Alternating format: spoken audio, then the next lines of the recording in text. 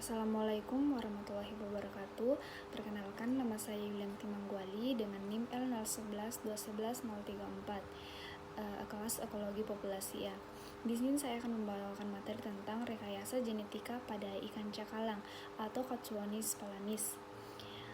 Pengenalan rekayasa genetika, di mana modifikasi organisme secara genetik atau populer disebut dengan GMO atau genetically modified organism, merupakan organisme yang material genetikanya telah dimodifikasi menggunakan metode rekayasa genetika. Manfaat rekayasa genetika, yang pertama itu ada peningkatan pertumbuhan, di mana ikan dapat dimodifikasi genetikanya untuk tumbuh lebih cepat sehingga mencapai ukuran panen dalam waktu lebih singkat. Ini meningkatkan efisiensi produksi dan mengurangi biaya pemeliharaan.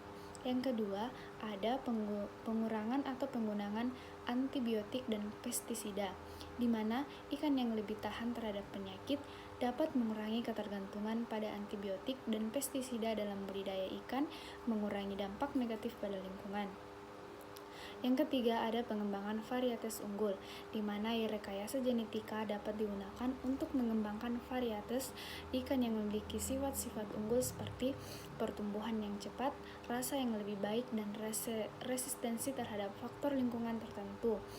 Yang keempat, ada produksi pangan, di mana budidaya ikan yang ditingkatkan melalui rekayasa genetika dapat membantu mendiversifikasi produksi pangan, mengurangi tekanan pada sumber daya alam, dan meningkatkan ketahanan pangan.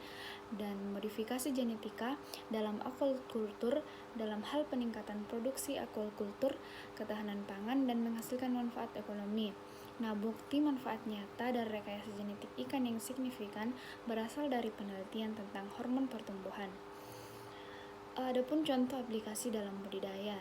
Yang pertama ada peningkatan pertumbuhan, di mana melalui rekayasa genetika ikan dapat dimodifikasi genetikanya untuk tumbuh lebih cepat. Gen yang mengontrol pertumbuhan dapat ditingkatkan sehingga ikan mencapai ukuran panen lebih cepat. Yang kedua, ada toleransi terhadap lingkungan ekstrim, di mana beberapa ikan dapat dimodifikasi genetikanya agar lebih tahan terhadap kondisi lingkungan yang ekstrim, seperti perubahan suhu air yang drastis atau kadar oksigen yang rendah. Yang ketiga, ada ketahanan terhadap penyakit melalui rekayasa genetika, yang dimana ikan dapat diberikan resistensi terhadap penyakit tertentu. Yang keempat, ada peningkatan kualitas nutrisi, di mana genetika ikan juga dapat dimodifikasi untuk meningkatkan kualitas nutrisi dalam dagingnya. Yang kelima, ada konservasi, di mana beberapa spesies ikan yang hampir punah dapat mendapat manfaat dari rekayasa genetika untuk meningkatkan peluang kelangsungan hidup mereka. Proses rekayasa genetika. Proses rekayasa genetika pada budidaya ikan cakalang melibatkan manipulasi genetika untuk mencapai tujuan tertentu dalam pemilihan dan peningkatan sifat-sifat ikan.